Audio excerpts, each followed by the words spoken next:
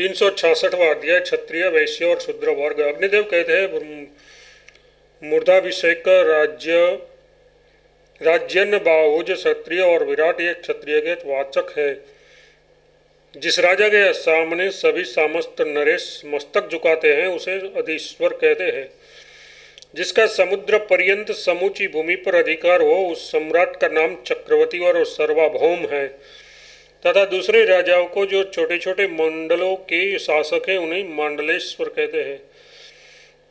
मंत्री के तीन नाम हैं, मंत्री, धी, सचिव और अमात्य। महामात्र और प्रधान ये सामान्य मंत्रियों के वाचक है। व्यवहार के दृष्टा, यथार्थ मामले मुकदमे फैसला देने वाले को प्राग विवाक और अक्षदर्शक कहते हैं।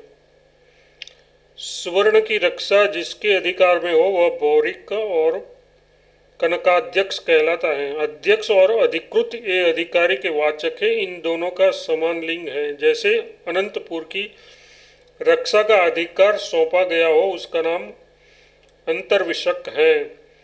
सौविदल कुंचिकी स्थापत्य और सौविद ये रनिवास की रक्षा में नियुक्त सिपाहियों के नाम है। अंतपुर में रहने वाले नपुंसकों को सड़ंग और वर्षवर कहते हैं। सेवक, अर्थी और अनुपजीवी ये सेवा करने वाले के अर्थ में आते हैं। अपने राज्य की सीमा पर रहने वाला राजा शत्रु होता है और शत्रु की राज्य सीमा पर रहने वाला नरेश अपना मित्र होता है। शत्रु और मित्र दोनों की राज्य सीमाओं के बाद जिसका राज्य हो वह न शत्रु न मित्र उदासीन होता है। विजिगीषु राजा के पृष्ठभाग में रहने वाले राजा को प्राश्निग्राह कहते हैं। चर, स्पर्श और प्रणिधि ये गुप्तचर के नाम है। भविष्य काल को आयति कहते हैं। तत्काल और तदात्व ये वर्तमान काल के वाचक है। भावी कर्मफल को उदर्क कहते हैं। आग लगाने या पानी की बाढ़ आदि के कारण होने वाले भय को अदृष्ट भाव कहते हैं। अपने या शत्रु के राज्य में रहने वाले सैनिकों या चोरों आदि के कारण जो संकट उपस्थित होता है उसका नाम दृष्टभय है। भरे हुए घड़े को भद्र कुंभ और पूर्ण कुंभ कहते हैं। सोने के गुड्ड या जरी का नाम भृंगार और कनकालुका है। मत वाले हाथी को प्रभिन्न, गर्जित और मत कहते हैं। हाथी की सुंड से निकलने वाले जलकण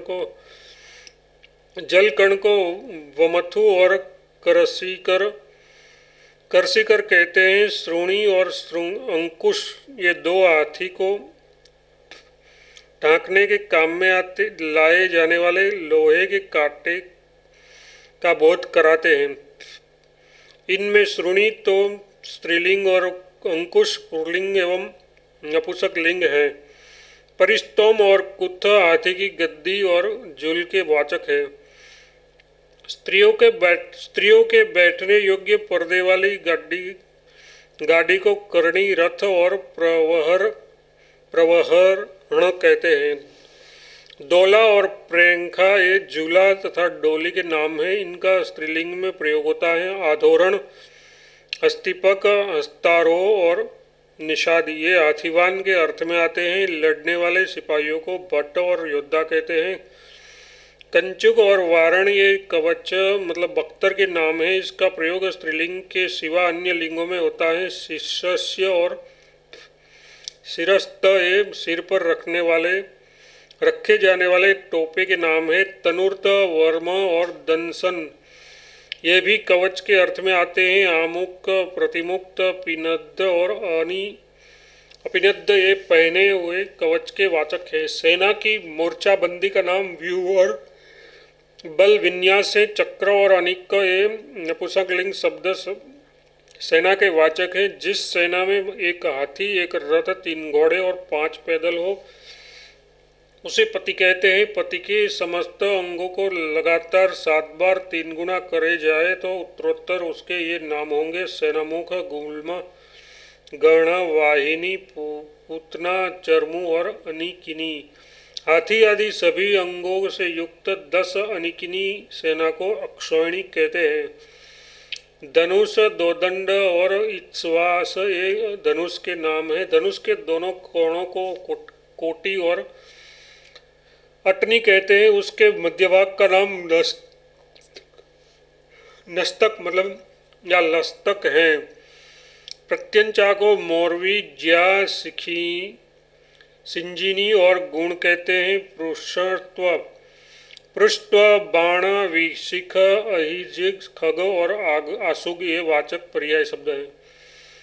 तृण, उपासंग, तूणीर, निसंग और इत्सुधि ये तर्कस के नाम है। इसमें इत्सुधि शब्द पुल्लिंग और स्त्रीलिंग दोनों लिंगों में आता है। अस्सी, रिष्टि, निस्त्रिंग, करवाल और कृपाण ये तलवार के वाचक है। तलवार की मुष्टि को सर कहते हैं। इली और करपालिका मतलब करवालिका ये गुप्ती के नाम है।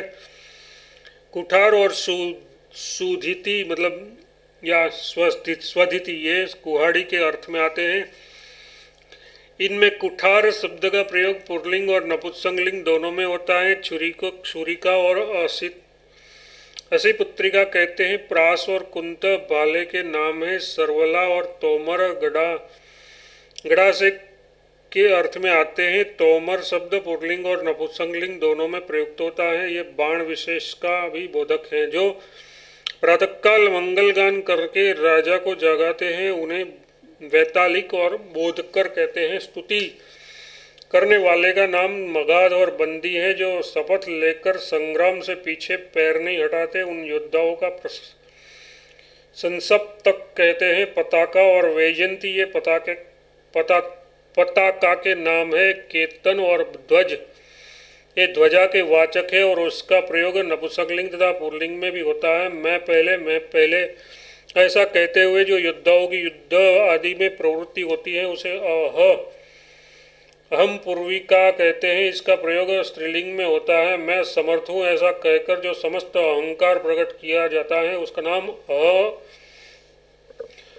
अहमहिका है। शक्ति, पराक्रम, प्राण, शौर्य, स्थान मतलब स्थामन, साहस और बल ये सभी शब्द बल के वाचक है। मूर्छा के 3 नाम है। मूर्छा, कस्मल और मोह। विपक्षी को अच्छी तरह रगड़ने या कष्ट पहुंचाने को अवमर्द तथा पीड़न कहते हैं। शत्रु को घर दबाने का नाम अभ्यवस्कंदन तथा अभ्यासाधन है। जीत को विजय और जय कहते हैं। निर्वासन, संज्ञापन, मारण और प्रतिघातन ये मारने के नाम है। पंचाता और कालधर्म ये मृत्यु के अर्थ हैं।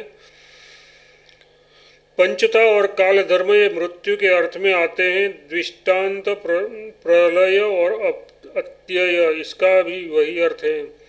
विष, भूमि स्पर्श और वैश्य ये शब्द वैश्य जाति का बोध कराने वाला है।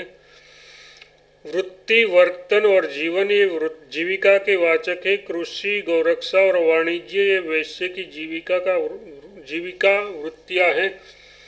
ब्याज मतलब सूद से चलाई जाने वाली जीविका का नाम कुशीद वृत्ति है। ब्याज के लिए धन देने को उधार और अर्थ प्रयोग कहते हैं। अनाज की बाल का नाम कणिश है। जो आदि के तीखे अग्रभाग को किसारू तथा संस्य सुख कहते हैं। तृण आदि के गुच्छ का नाम स्तंभ है। धान्य, विहरी और स्तंभ करी ये अनाज के वाचक है। अनाज के डंठलों से होने वाले भूसे को कंडगर और बूश कहते हैं। समी धान्य अथवा फली या छीमी से निकलने वाले अनाज के अंदर उड़द, चना और मटर आदि की गणना है तथा सुख धान्य में जो आदि की गिनती है। तृण धान्य यथार्थ 3 को निवार कहते हैं। सुख का नाम है स्वरूप और प्रस्तोक्तन।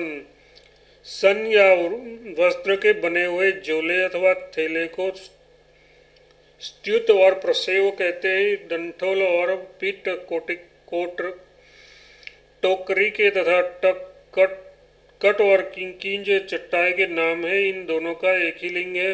रसवती, पाकिस्तान और महासन ये रसोई घर के अर्थ में आते हैं। रसोई के अध्यक्ष का नाम पैरोवर है, पैरोगव है। रसोई बनाने वाले को सुपकार, बल्व, आरालिक, आंध्यसिक, सूद, औदनिक तथा गुण कहते हैं। नपुंसक लिंग अमरीश तथा पुल्लिंग पृष्ठ शब्द बाढ़ के वाचक है। करकरी, आलू तथा गलंतिका ये कठोतेरे के नाम है। बड़े घड़े या माट को आलिंजर एवं मणिक कहते हैं। काले जीरे का नाम सुरसवी है। अनार और कुलमा से कांजी के नाम है। वाहिक, हिंगू तथा रामट ये हिंग के अर्थ में आते हैं। निशा, हरिद्रा और पीता ये हल्दी के नावाचक है। खांड को मत्स्य पिंड तथा फणित कहते हैं। दूध के विहार यथार्थ खोवा या मावा का नाम कुर्चिका और क्षीर विकृति है। स्निग्ध, मसूण और चिक्कण ये तीनों शब्द चिकने के अर्थ में आते हैं। पृथक और चिपटक ये चिवड़ा के वाचक हैं। भुने हुए जौ को दाना कहते हैं, यह स्त्रीलिंग शब्द है। जैमन, लेह मतलब लेप और आहार ये भोजन का बोध करने वाले हैं। माहेई, सौरभी और गौ ये गाय के और यथार्थ पर्याय हैं। कंधे पर जुआ ढोने वाले बैल को गुल्य और प्रसंग तथा गाड़ी खींचने वाले को साकट कहते हैं। बहुत दिनों की ब्याई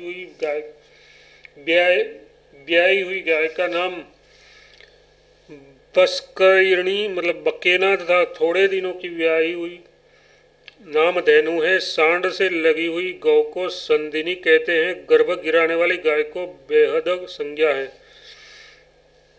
पण्या जीव तथा आपणिक व्यापारी के अर्थ में आते हैं। न्यास और उपनिधि ये धरोहर के वाचक है। ये दोनों शब्द पुटलिंग है। बेचने का नाम है। विपण और विक्रय संख्यावाचक शब्द 1 से लेकर 10 शब्द के श्रवण होने तक यथार्थ 1 से अष्टादश तक केवल संख्यय द्रव्य का बोध कराने के लिए प्रयुक्त होते हैं। अतः उसका तीनों लिंगों में प्रयोग होता है, जैसे एक पट, एका स्त्री एवं पुष्पम इत्यादि। परंतु पंचन से दसन शब्द तक के रूप तीनों लिंगों में समान होते हैं, यथा 10 स्त्रियः, 10 पुरुषा, 10 पुरुषा, पुष्पाणि इत्यादि। इस प्रकार अष्टादश तक समझना चाहिए। संख्या मात्र का बोध कराने के लिए इन शब्दों का प्रयोग नहीं होता है। अतः एवं प्रेरणाम शतमम इत्यादि के समान विप्राणाम 10 ये प्रयोग नहीं हो सकता। विंसंति आदि सभी संख्यावाची शब्द संख्या और संज्ञा दोनों अर्थों में आते हैं तथा वे नित्य एक वचनांत माने जाते हैं। यथार्थ संख्या में विंशति है पट्टा, संख्या मात्र में विंशति पट्टा नाम इत्यादि। परंतु एक की एक वचनता केवल संदेही अर्थ में ही मानी गई है। संख्या मात्र में ये द्विवचन और बहुवचन भी होते हैं, यथा 2 बीज, 2 20, 3 20 आदि के अर्थ में द्वे विशंति, त्रयो विशंतयः इत्यादि।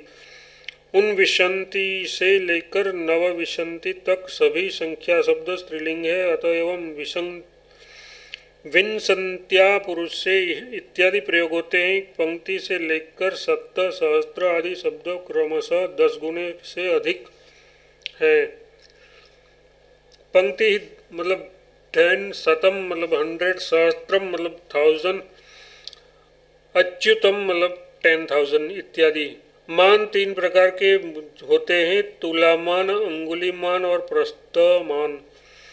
5 गुंजे मतलब रति का एक माषण मतलब मासा होता है। 16 माषण का एक अक्ष होता है, इसी को कर्ष भी कहते हैं। कर्ष पुरलिंग भी है और नपुंसकलिंग भी। 4 कर्ष का एक पल होता है। एक अक्ष सोने को स्वर्ण और बिस्तर कहते हैं तथा एक पल स्वर्ण का नाम कुरु बिस्तर है। 100 पल की एक तुला होती है, ये स्त्रीलिंग शब्द है। 20 तुला को भार कहते हैं। चांदी के रुपये का नाम करना करसापण और कार्षिक है। तांबे के पैसे को पर्ण कहते हैं। द्रव्य वित्त स्वापत्य रिक्त रुक्त धन और वसु ये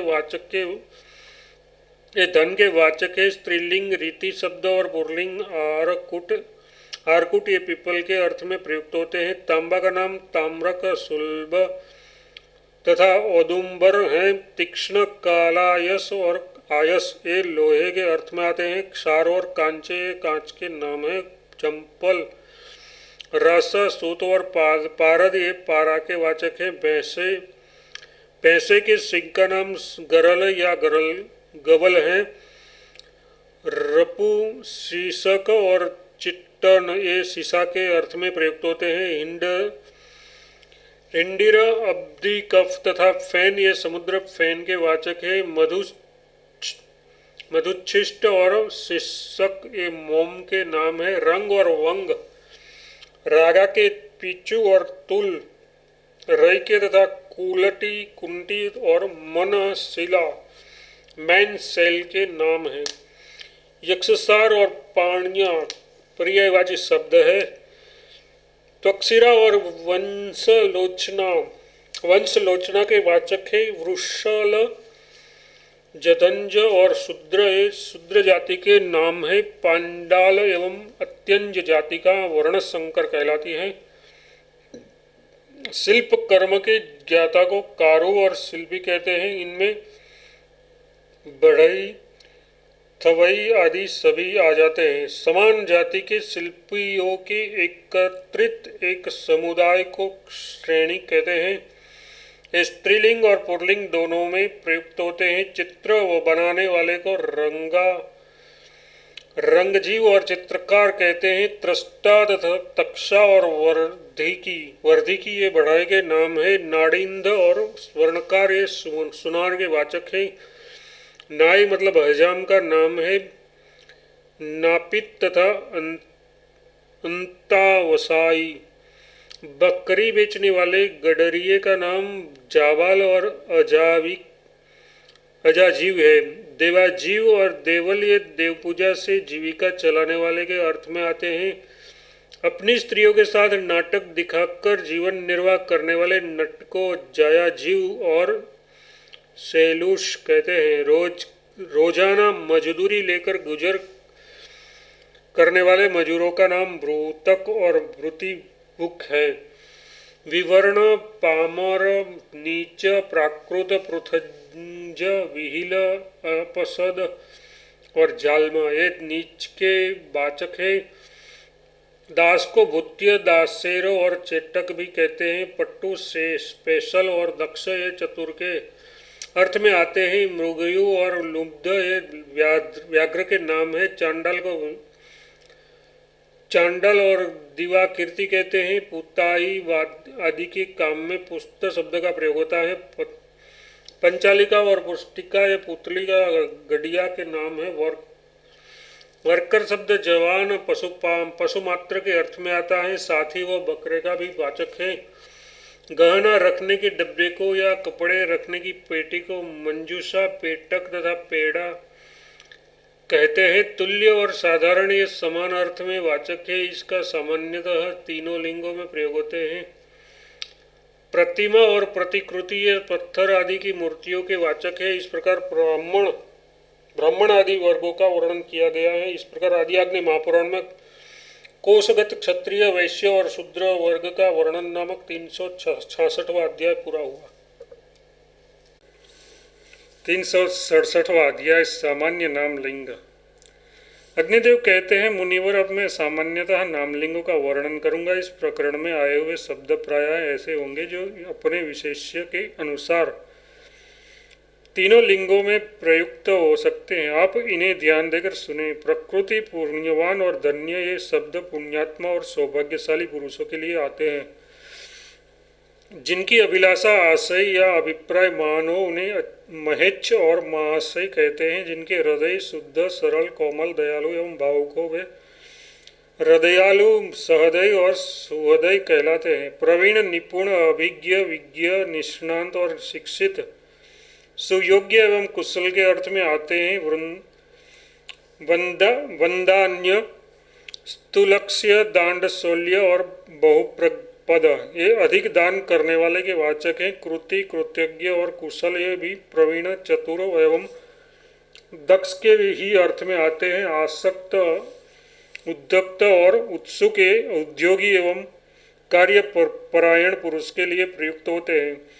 अधिक धनवानों को इभ्य और आढ्य कहते हैं। परिवृद्ध, अभिधु, नायक और अभिधेय स्वामी के वाचक हैं। लक्ष्मीवान, लक्ष्मण तथा श्रीलय ये शोभा और श्री से संपन्न पुरुषों के अर्थ में आते हैं। स्वतंत्र, स्वैरी और अपावृत शब्द स्वाधीन अर्थ के बोधक हैं। खलुपु और बहुकर खलिहान या मैदान साफ करने वाले पुरुष के अर्थ में आते हैं। दीर्घसूत्र और चिरक्रिय ये आलसी तथा बहुत विलंब से काम पूरा करने वाले पुरुषों के बोधक है। बिना विचारे काम करने वाले को आलम और असीमिक्षकारी कहते हैं। जो कार्य करने में ढिला हो वह कुंठ कहलाता है।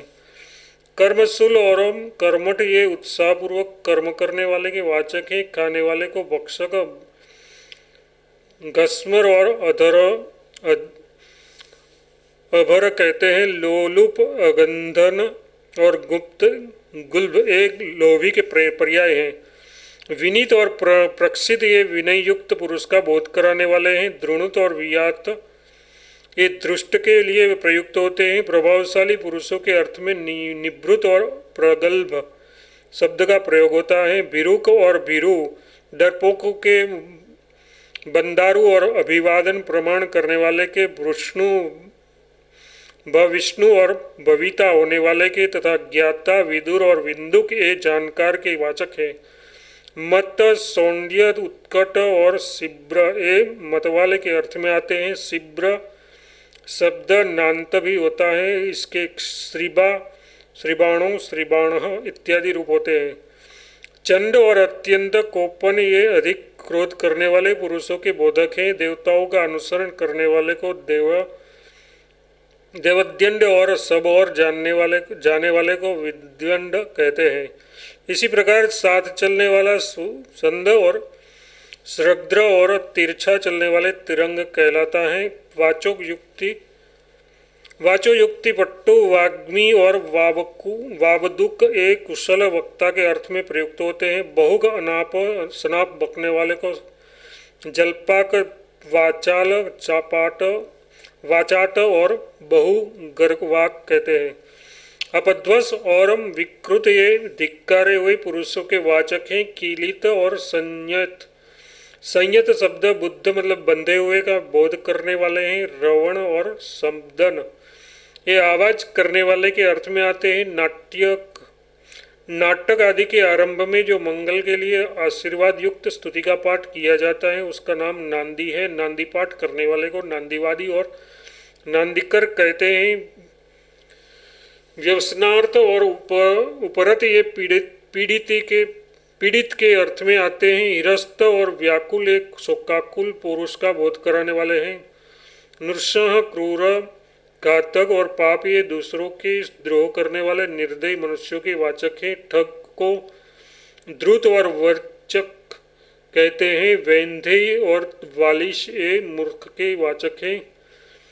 कुपन और श्रुद्ध एक कर्दय मतलब कंजूस के अर्थ में प्रयुक्त होते हैं। मार्गण, याचक और अर्थी ये याचना करने वाले के अर्थ में आते हैं। अहंकारी को अहंकारवान और अहमयु तथा शंभु, शुभ के भागी को शुभान्वित और शुंभयु कहते हैं।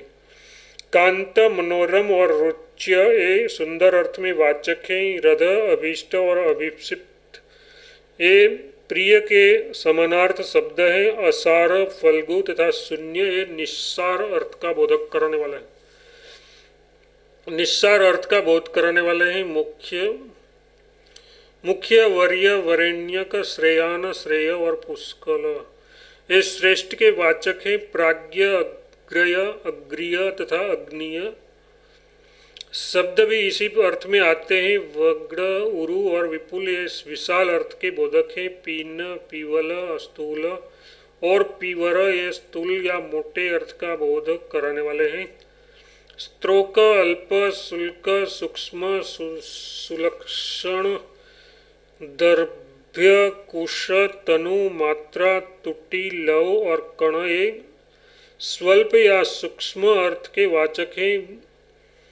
भूयिष्ठ, पुरुह और पुरु ये अधिक अर्थ के बोधक हैं।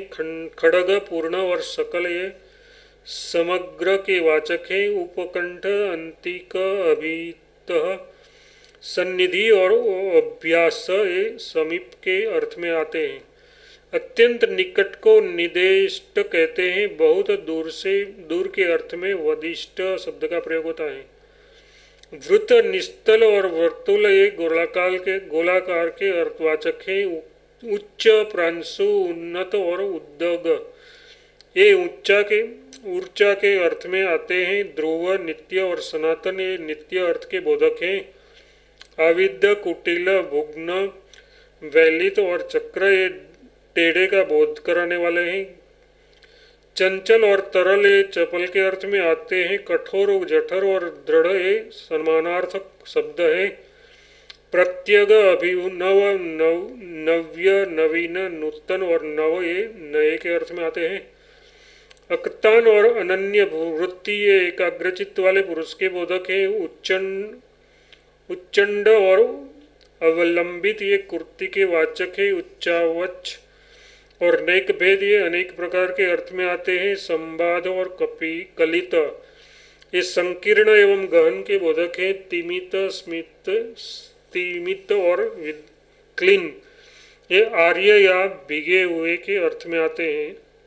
अभियोग और अभिग्रह ये दूसरे पर किए हुए दोषारोपण के नाम है। स्वाति शब्द वृद्धि के और प्रसाद शब्द ख्याति के अर्थ में आता है। समाहार और समुच्चय ये समूह के वाचक हैं। अपहार और अपच्य ये हास का बोध कराने वाले हैं। विहार और परिक्रम ये घूमने के अर्थ में आते हैं। प्रत्याहार और उपादान ये इंद्रियों को विषयों से हटाने के अर्थ में प्रयुक्त होते हैं। निराहार तथा अभ्यवकर्षण ये शरीर में घसे हुए शस्त्रादि को युक्ति पूर्वक निकालने के अर्थ में आते हैं। विघ्न, अंतराय और प्रत्यूह एक विघ्न का बोध करने वाले हैं। आसना और स्थिति ये बैठने की क्रिया के बोधक हैं। सन्निधि और सन्निकर्ष ये समीप रहने के अर्थ में प्रयुक्त होते हैं। किले में प्रवेश करने की क्रिया को संक्रम और दुर्ग संचर कहते हैं। उपलब्ध और अनुभव ये अनुभूति के नाम है। प्रत्यादेश और निराकृति ये दूसरे के मत का खंडन करने के अर्थ में आते हैं। परिरंभ, परिध्वंज, संश्लेष और उपगुहन ये आलिंगन के अर्थ में प्रयुक्त होते हैं। पक्ष और हेतु आदि के द्वारा निश्चित होने वाले ज्ञान का नाम अनुमान या अनुमान है। बिना हथियार की लड़ाई तथा भयभीत होने पर किए हुए शब्द का नाम डिंब, भ्रमर या डम्मर तथा पिल्व है। शब्द के द्वारा जो परोक्ष अर्थ का ज्ञान होता है उसे शब्दाज्ञान कहते हैं।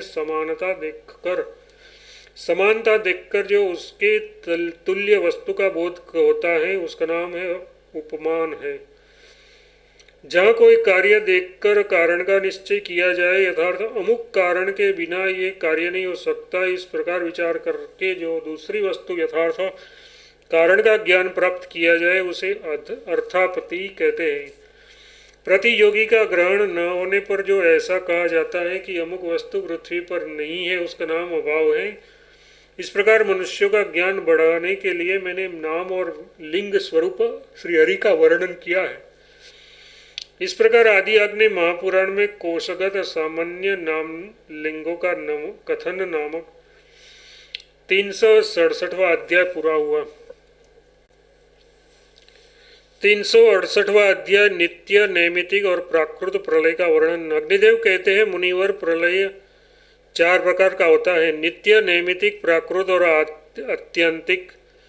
जगत में उत्पन्न हुए प्राणियों की जो सदा ही मृत्यु होती रहती है उसका नाम नित्य प्रलय है। 1000 वर्ष चतुर्युग बीतने पर जब ब्रह्मा जी का एक दिन समाप्त होता है उस समय जो सृष्टि का लय होता है वह ब्राह्म्य लय के नाम से प्रसिद्ध है। इसी को नैमितिक प्रलय भी कहते हैं। पांचों भूतों का प्रकृति में लीन होना प्राकृत प्रलय कहलाता है तथा ज्ञान हो जाने पर जब आत्मा परमात्मा के स्वरूप में स्थिर होता है उस अवस्था का नाम आत्यंतिक प्रलय है। कल्प के अंत में जो नैमित्तिक प्रलय होता है इसके स्वरूप का मैं आपसे वर्णन करता हूँ। जब चारों युग 1000 बार व्यतीत हो जाते हैं उस समय वह भूमंडल प्रायः क्षीण हो जाता है। तब 100 वर्षों तक यहाँ बड़ी भयंकर अनावृष्टि होती है। उससे भूतल के संपूर्ण जीव जंतुओं का विनाश हो जाता है। तदनंतर जगत के स्वामी भगवान विष्णु सूर्य की 7 किरणों में स्थित होकर पृथ्वी पाताल और समुद्र आदि का सारा जल पी जाते हैं। इससे सर्वत्र जल सूख जाता है। तत्पश्चात भगवान की इच्छा से जल का आहार करके पुष्ट हुए वे ही 7 किरणों के 7 सूर्य के रूप में प्रकट होते हैं। वे 7 सूर्य पाताल सहित समस्त त्रिलोकी को जलाने लगते हैं। उस समय ये पृथ्वी कछुए की पीठ के समान दिखाई देती है। फिर भगवान शेष के श्वासों से कालाग्नि रुद्र का प्रादुर्भाव होता है और वे नीचे के समस्त पातालों को भस्म कर डालते हैं। पाताल के पश्चात भगवान विष्णु भूलोक को, फिर भूलोक को तथा सबके अंत में स्वर्गलोक को भी दग्ध कर देते हैं। उस समय समस्त त्रिभुवन जलते हुए पहाड़ सा प्रतीत होता है। तदनंतर भूलोक और स्वर्ग इन 2 लोकों के निवासी अधिक ताप से संतप्त होकर महरलोक में चले जाते हैं तथा महरलोक से जनलोक में जाकर स्थित होते हैं। शेष रूपी भगवान विष्णु से मुखोच्छ्वास से प्रकट हुए कालाग्नि रुद्र जब संपूर्ण जगत को जला डालते हैं तब आकाश में नाना प्रकार के रूप वाले बादल उमड़ आते हैं। उनके साथ बिजली की गड़गड़ाहट भी होती है। वे बादल लगातार 100 वर्षों तक वर्षा करते हुए इस आग को शांत कर देते हैं। जब सप्तर्षियों के स्थान तक पानी पहुंच जाता है तब विष्णु के मुख से निकली हुई सांस से 100 वर्षों तक प्रचंड वायु चलती रहती है जो उस बादलों को नष्ट कर डालती है। फिर ब्रह्म रूपधारी भगवान उस वायु को पीकर एकावर्ण के जल में शयन करते हैं। उस समय सिद्ध और महर्षिगण जल में स्थित होकर भगवान की स्तुति करते हैं और भगवान मधुसूदन अपने वासुदेव संज्ञक आत्मा का चिंतन करते हुए अपनी ही दिव्या मायामयी योगनिंद्रा का आश्रय ले उस एक कल्प तक सोते रहते हैं। तदनंतर जागने पर वे भगवान के ब्रह्मा के रूप में स्थित होकर पुनः भगवान जगत की सृष्टि करते हैं। इस प्रकार जब ब्रह्मा जी के 2 परार्ध की आयु समाप्त हो जाती है तब वो ये सारा स्थूल प्रपंच प्रकृति में लीन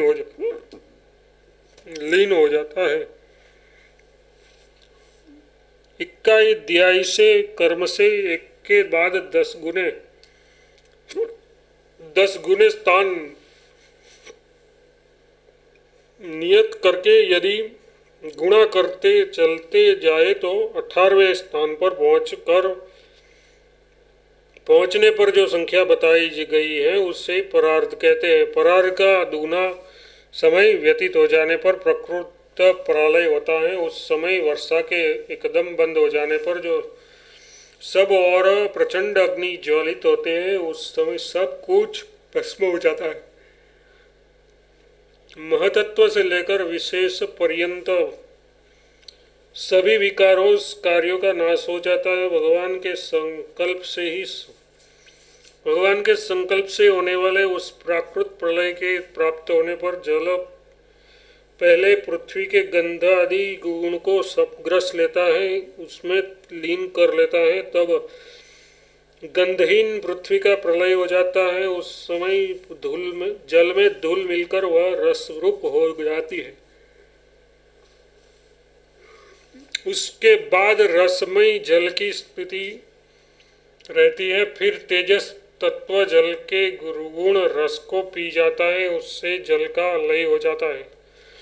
जल के लय हो जाने पर अग्नि तत्व प्रकट प्रज्वलित हो रहा रहता है।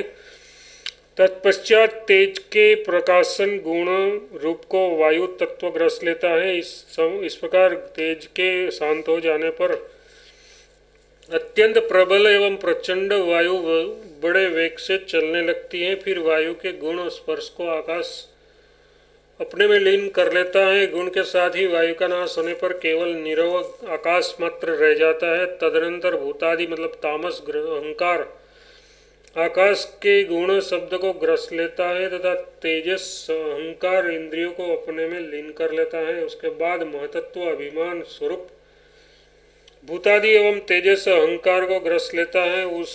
इस तरह पृथ्वी जल में लीन होती है, जल तेज में समा जाता है, तेज का वायु में, वायु का आकाश में और आकाश का अहंकार में लय होता है। फिर अहंकार महतत्व में प्रवेश कर जाता है। ब्रह्मन उस महतत्व को भी प्रकृति ग्रस लेती है। प्रकृति के दो स्वरूप है, व्यक्त और अव्यक्त। इसमें व्यक्त प्रकृति का अव्यक्त प्रकृति में लय होता है। एक अविनाशी और शुद्ध स्वरूप जब पुरुष